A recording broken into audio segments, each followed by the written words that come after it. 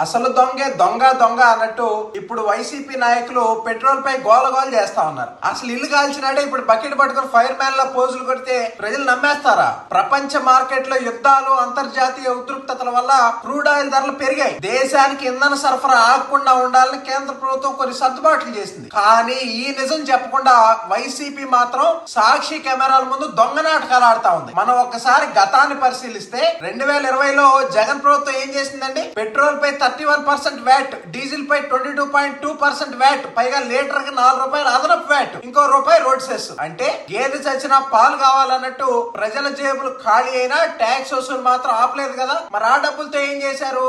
రోడ్లు వేసారా? గుంతలు పుచ్చారా?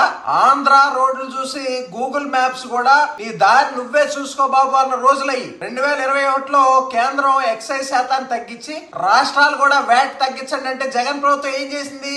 చెవిటి వాడి ముందు శంఖ ఊదినట్టు ప్రవర్తించిందా లేదా? 5 ఏళ్లు స్టీరింగ్ పట్టుకుని బస్సునే గోతులో దింపిన వాళ్ళు ఇప్పుడు కూటమి ప్రభుత్వానికి డ్రైవింగ్ క్లాసులు చెప్తా ఉంటున్నారు. ఎంత విడ్డూరంగా ఉందాయా? ప్రజలు ఒక విషయాన్ని మాత్రం గట్టిగా ఫిక్స్ అయ్యారు. వైసీపీ మాటలు వినడం అంటే పెట్రోల్ బండిలో డీజిల్ కొట్టించి మైలేజ్ ఎంత వస్తుందని అడగటం అన్నట్టుగానే ఉందని ప్రజలు క్లారిటీతో ఉన్నారని సందర్భంగా తెలియజేస్తా ఉన్నాం.